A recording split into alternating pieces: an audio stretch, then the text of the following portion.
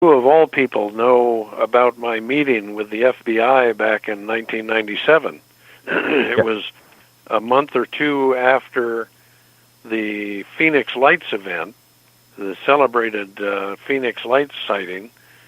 And the month after that sighting, in April of 1997, I got a call from an FBI agent in the New York office who, very nice guy. He expressed an interest in UFOs, and he had looked at our website and thought he'd like to talk to somebody who collected UFO sightings the way I was doing at the time. Well, I had lunch with that gentleman just 8 days ago in Washington, D.C. Oh, did you? Now retired from the FBI. He got to a supervisor level, but we had a wonderful time talking about UFOs and every other subject under the sun.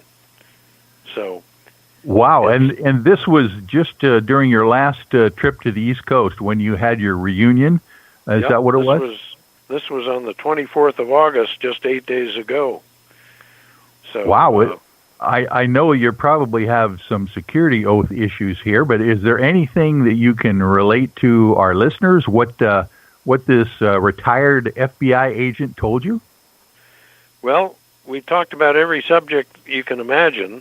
We have similarly curious minds, and I don't have a security oath, but he does, and he certainly did not share anything with me that was secure or sensitive issue. But it's quite clear that he is willing to listen to somebody like me talk about UFOs. And whether he was a Fox Mulder in the FBI or whether he's just interested from a personal standpoint, I am unable to say. I just don't know. But it was a fascinating lunch. He's a very nice guy. I'm pleased to know that the FBI hired this guy because he's just very affable. He's a former F-14 pilot. He flew F-14s in the Navy and left and was hired by the FBI and was tasked with I'm sure, with some interesting projects. So, was it your impression when you spoke with him that his curiosity about UFOs was something he had to keep to himself, or did he give you any indication there were other folks in the inside and the FBI that were interested in it as well? He did not, and he's a professional FBI special agent, and I would expect that if he had any information like that, he's required under a security oath not to reveal it. And so he didn't reveal anything that was earth-shattering, but I just mentioned that because he is mentioned in an article in the Seattle Weekly back, I think it was in 2009, if I'm not mistaken, or thereabouts. I've forgotten the exact date. But when I told this story to the writer of the article, he requested permission to contact this FBI agent, which he did. And the FBI agent, who was still working with the FBI at the time, gave him permission to use his name. But the agent stipulated that the writer of the article should not in any way suggest that my having met with him had any official bearing on the FBI's position with regard to UFOs. Right. That's fascinating. I can imagine you talking with Fox Mulder in some a park bench somewhere, and regaling the FBI agent about the things that you have garnered through the National UFO. It sounds to me that he was at least very interested in what you had to say. Yep, and just the fact that he was willing to meet with me a second time, 21 years after the first meeting, suggests to me that he at least has a curiosity along those lines. Yes. Wow. We talked about several subjects, not just UFOs. Mm-hmm. And He's just interested in a lot of things. Very interesting. Yeah, as well as are you. I know that. Now, getting right along here, I know that every week you are inundated with reports and phone calls, and you are the single person who actually answers the phone and mans the National UFO Reporting Center. I would imagine that periodically there's some really major reports that come along, and I'm assuming you might have something you can share with us this week. Yeah, I do. I'm sitting looking at some summaries of a few reports, and our webmaster just updated the National UFO Reporting Center website at ufocenter.com. So the reports that I'm going to talk about, would like to share with our audience, are already posted to the website. The first one I'd like to talk about comes from Klamath Falls, Oregon, down in the southern part of the state.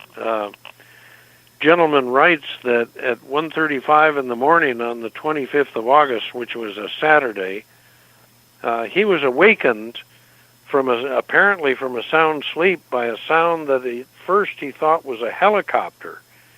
And helicopters are so infrequent an event in his city that he decided he'd better get up and see what the ruckus was about. So he parted the shades in his bedroom and looked out across the street to his neighbor's house and was shocked to see a disc-shaped object moving over his neighbor's house. It was tipped away from the witness, so he could see the ventral surface. He couldn't see the top of it at all well. And surprisingly, there was a cluster of red and blue lights. There were so many, he doesn't know how many there were, towards the center of the ventral surface of this disc. He saw it, he writes, for probably somewhere between 20 and 40 seconds. It was quite visible for 8 to 10 seconds, he writes in his report. But that report is posted to our website for the morning of the 25th of August, just a week ago, or a little bit more than a week ago. Wow, yeah, that is interesting. The gentleman woke up because he heard a helicopter sound, or what he thought was a helicopter sound. I've often wondered if these unidentified aerial phenomena, UFOs, saucers, whatever you want to call them, typically sometimes cloak themselves, looking like a normal craft or something like that. Obviously, when he looked at it, it was not a normal craft, but there was some kind of helicopter sound, coordinating with it. Whether it was a helicopter chasing it or not, I don't know. Yeah. Well, he never saw or heard a helicopter. He assumes, it's certainly implied in his report, that the sound was coming from that disc-shaped craft that was over his neighbor's house, and his impression was it was quite low, within 50 feet of the ground. Oh, my word! Yeah. So he got a very good look at it. Well, we're going to have to check that on your website. Wonderful. Yeah, and another report comes from Mount Eden, Kentucky. It occurred 3 days later, according to the source of the report. A gentleman was outside looking at the beautiful night sky, and he saw an object bigger than a planet, is my assumption, based on what he's written, but it was the color, he writes, of a burning ember, so a distinct orange color. And it was moving across the sky at a pretty good clip, not as fast as a meteor is usually seen to be moving across the sky, but much faster than an aircraft or much faster than a satellite usually is. And the object did not shed any sparks, which tends to rule out a meteor, and the illumination that it was giving off was pretty much constant, he writes. So it was a very interesting sighting.